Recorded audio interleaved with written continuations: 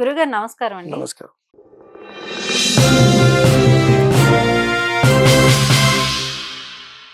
అన్ని దానాల్లోకెల్లా ఏ దానం మంచిదని మీ యొక్క అభిప్రాయం చెప్పండి? నా యొక్క అభిప్రాయము అనే విషయానికొచ్చేస్తే, అన్ని దానాల్లో మనము కొన్ని సార్లు చెప్తూ ఉంటాం. ఏమని? అన్నదానం. అన్ని దానాల కన్నా గొప్ప దానం ఏమంటారు అందరూ? అన్నదానం గొప్ప. అందరికి తెలిసింది అన్నదానం అంటాం.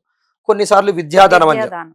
అలా చెప్తుంటాం. ఎందుకు అన్నదానము, విద్యాదానం అనేది చాలా ప్రతి ఒక్క మనిషికి ముఖ్యమైన విషయం కాబట్టి. అయితే మనం దానాలు తీసుకుంటే అన్నదానము, హ్మ్. విద్యాదానము, గోదానము, సువర్ణదానము, భూదానము అనేక రకాల దానాలు ఉన్నాయి. హ్మ్. అయితే మనం ఒక విషయాన్ని గుర్తుపెట్టుకుంటే ఇవన్నీ దానాలు మీరు బాగా గుర్తు చేసుకోండి. ముందుగా మనం విద్యాదానం తీసుకుందాం. హ్మ్. విద్యాదానం అంటే ఏంది? ఒకరికి విద్య చెప్పడం గాని, విద్యను చెప్పించడం గాని. హ్మ్. మనం చెప్పినా విద్యాదానమే అవుతుంది. వేరే వాళ్ళతో చెప్పించినా విద్యాదానమే అవుతుంది. అంటే చదువుకోని వాడు ఉన్నాడు, చదువుకోవాలని ఆసక్తి ఉంది, డబ్బులున్నాయి, వాళ్ళని తీసుకెళ్ళి మన స్కూల్లో ఫీజు కట్టి చదివిస్తే విద్యాదానం అయిపోతుంది. హ్మ్. స్కూల్లో ఫీజు కట్టాలంటే ఏం కావాలి మనకు? డబ్బులు కావాలి. హ్మ్. ఫస్ట్ పాయింట్ గుర్తుపెట్టుకోండి. అన్నదానం ఉంది. అన్నదానం మనం వంట చేసి పెట్టడము, లేదు మనం చేసే శక్తి లేదనుకో డబ్బులు తీసుకొని కొనుక్కొని హోటల్లోనో లేకపోతే చేయించుకోమని ఏం చేస్తాం? పెడతాం. దేనివల్ల? డబ్బు వల్ల. డబ్బు వల్ల. అయిపోయిందా? విద్యాదానం, అన్నదానం. సువర్ణదానం ఎవరికి? అయ్యగారులకు కానీ, నార్మల్ బ్రాహ్మణులకు ఎవరికో ఇస్తూ ఉంటారు సువర్ణదానం. ఉదాహరణకు మన బిడ్డను ఇచ్చే అబ్బాయికి, ఎవరు అల్లుడికి మనం సువర్ణదానం ఇస్తాం. సువర్ణం ఏ విధంగా వస్తుంది? బంగారం. ఏ విధంగా వస్తుంది? డబ్బుతోటి. భూమి కూడా డబ్బుతోటి. ఏదైనా నువ్వు ఏ గోదానం తీసుకోండి, డబ్బుతోటి. ఏ దానం తీసుకున్నా కూడా ధనం ఉంటే ఆ వస్తువును గాని, ఆ యొక్క దాన్ని తీసుకోవచ్చు, దానం ఇచ్చేయచ్చు. నేను చెప్పే విషయం నాకు తెలిసింది చెప్తున్నాను. అన్ని దానాల కన్నా కన్యాదానం గొప్పది.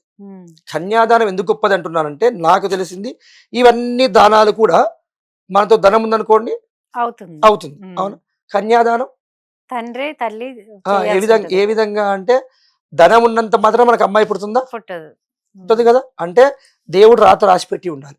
అంటే ఒక అమ్మాయి పుట్టాలి అంటే పరమేశ్వరుడు బ్రహ్మగారు రాసి పెడితేనే మనకు అమ్మాయి పుడితేనే మనం అమ్మాయిని కన్యాదానం చేయగలుగుతాం. ఎన్ని డబ్బులున్నా అమ్మాయి మనకు పుడుతుందంటే చెప్పలేం కదా. ఇప్పుడు ఇంకా కలియుగంలో మనం కొన్ని దౌర్భాగ్యం చెప్పుకోవద్దు కానీ, అమ్మాయి పుడితే తీసుకెళ్లి బయట పడవేయడాలు లేకుంటే వద్దనుకుంటారు కానీ, అబ్బాయి పుడితే ఏ విధంగా పుణ్యం వస్తుందో తెలియదు కానీ, ఒక్కసారి కన్యాదానం చేస్తే మనకు కార్తీక పురాణం ఉంటుంది పుస్తకాలు. కార్తీక పురాణంలో కథ ఉంటుంది, నేను చదివాను. కార్తీక మాసంలో కన్యాదానం చేస్తే 3 తరాలు చేసిన పాపాలు తొలగిపోతాయి. ఒక్కసారి కార్తీక మాసంలో అమ్మాయిని దానం చేస్తే 3 తరాలు చేసిన పాపాలు తొలగిపోతాయి. అంటే నేను, మా నాన్నగారు, మా నాన్నగారి నాన్నగారు ముగ్గురు చేసిన పాపాలు కూడా ఒక కన్యాదానం దానం ఇవ్వడం వల్ల తొలగిపోతుంది. ఎందుకు గురువుగారు కన్యాదానం గొప్పదని మీరు అనుకోవచ్చు.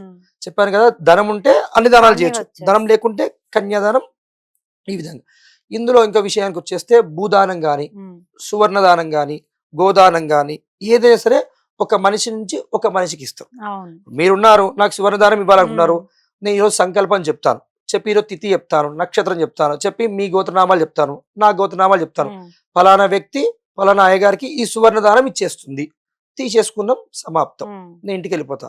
ఆ సువర్ణం నాకు నచ్చితే నా ఇంట్లో పెట్టుకుంటా, అవసరాలు ఉంటే ఏం చేస్తాం? అమ్ముకుంటా.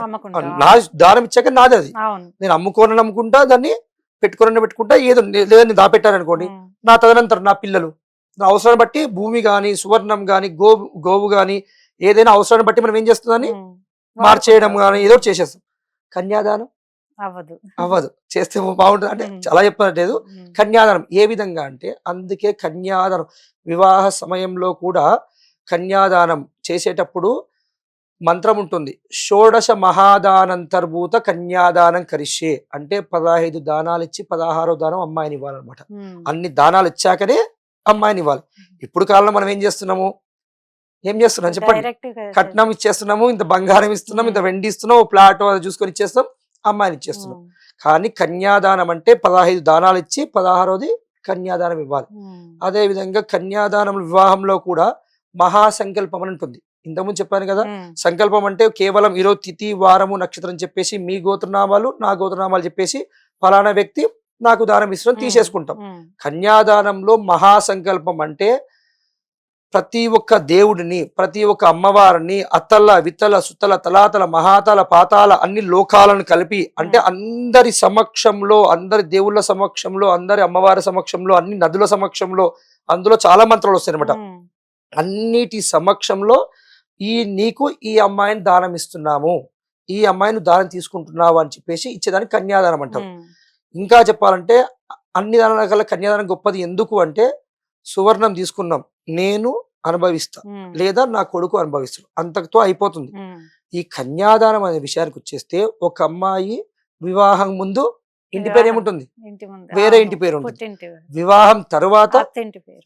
తన ఇన్ని సంవత్సరాలు 20 సంవత్సరాలు తన ఇంటి పేరును పెట్టుకొని ఆ ఇంటి పేరుని వదిలిపెట్టి ఇంకో ఇంటికి వచ్చి ఆ ఇంటి పేరు అభివృద్ధి చెందడానికి నిరంతరం తాపత్రయపడుతూ ఆ ఇంటి పేరు అభివృద్ధి కోసం వంశోద్ధారకుడు కావచ్చు, అమ్మాయి కావచ్చు, అబ్బాయి కావచ్చు, ఉమ్, కానీ ఆ వంశ అభివృద్ధికి నిరంతరం పోరాడుతూ తన జీవితం అయిపోయేంత వరకు కూడా తన భర్త కోసము, తన పిల్లల కోసము, తన ఇంటి పేరు కోసం నిరంతరం తాపత్రయపడుతుంది. కాబట్టి అన్ని దానాల కన్నా గొప్పదనం ఏంటిది? కన్యాదానం. కన్యాదానం. చాలా బాగా చెప్పారు గురుగారు. నమస్తే. నమస్కారం.